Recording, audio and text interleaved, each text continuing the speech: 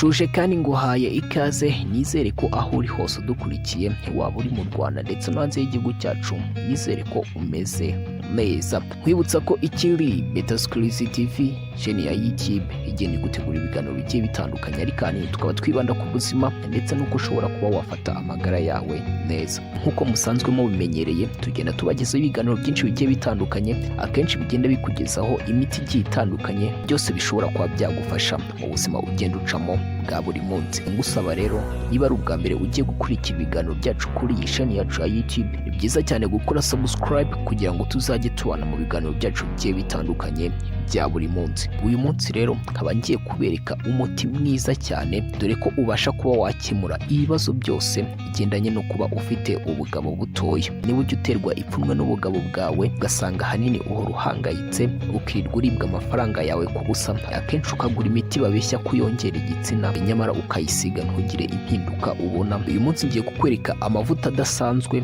ndetse n'ikindi kimera cyihariye hano muri Afurika ushobora kuba wakoresha ukabona impinduka mu minsi itarenga 7, ukazagaruka ubuhamya hano muri comment. Niba utarakora subscribe, bikore aka kanya kugira ngo utazajya ucikanwa na video zacu zose tugenda tukugezaho umunsi ku munsi. Twihuse rero, uyu munsi ntabwo dutinda, ndashaka kugira ngo mbereke uyu muti buri wese ahera aka kanya awukoresha. Ubuzi ko ufite ikibazo cyo kuba ufite igitsina gitoya cyangwa gitangiye kugenda kigabanuka bitewe n'ubuzima ugenda ucamo bwa buri munsi, yaba ari stress cyangwa umubyibuho ukabije. Ikintu cya mbere tuza kwifashisha, turaza kwifashisha iki kimera bita Kigelia.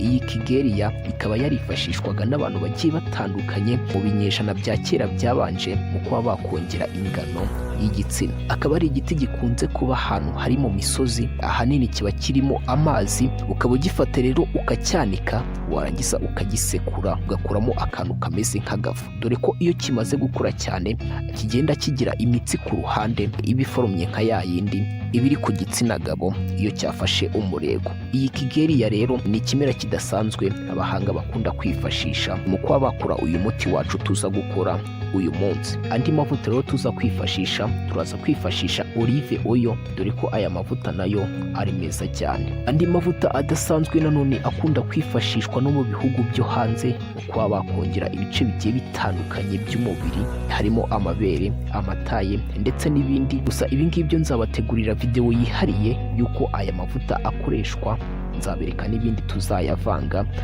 tubashe kuba twakura umuti ufatika, nawe ushobore kuba wakongera amataye ndetse n'amabuno ndetse n'ibindi bigiye bitandukanye. Ibi ngibi ahanini bikaba bikunda gukorwa no ku gitsina gore, gusa uyu munsi tukaba turi ku gitsina gabo. Aya mavuta akaba yitwa fenugreek oil.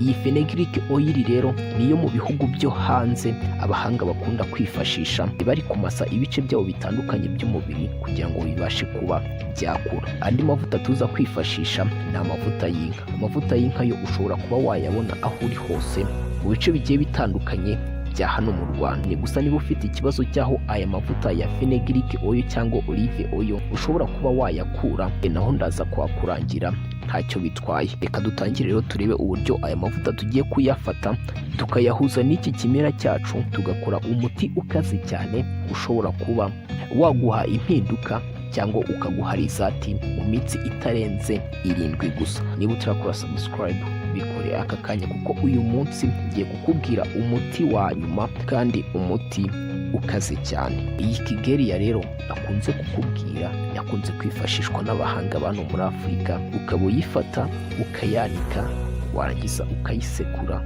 ugakuramo ifu, ikiyiko kimwe kiba gihagije, ukavanga n'agace k'akayiko ka fenugreek oil, ugafata n'akandi gace k'akayiko ka olive oil n'ikindi kiyiko cyuzuye cy'amavuta y'inka. Ibi ngibi urabivanga, iki kibumbe uba ugishyize ku ruhande kikarara ijoro rimwe.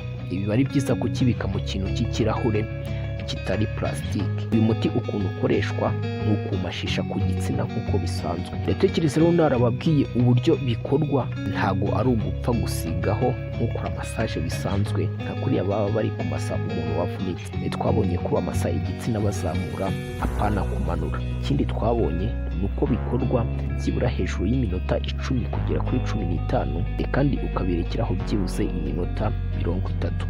Ukaba ukoresha mu gitondo ndetse na nimugoroba. Ni uku nguku uyu muti utegurwa, ugerageze, ndatekereza ubutaha uzaza umubuhamya hano muri comment. Uyu muti rero ntabwo ari byiza kuwukoresha igihe kinini cyane, ni uko mu gihe wabonye impinduka uzahita urekera, kuko ushobora kugomeza kuwukoresha ahubwo ugasanga uri gukenera undi muti wo kuba wakigabanya. Nibyo ngibyo nakubwiraga, tuzasubira ubutaha. Nibutsa ko iyi ngiyo ikiri Better Stories TV.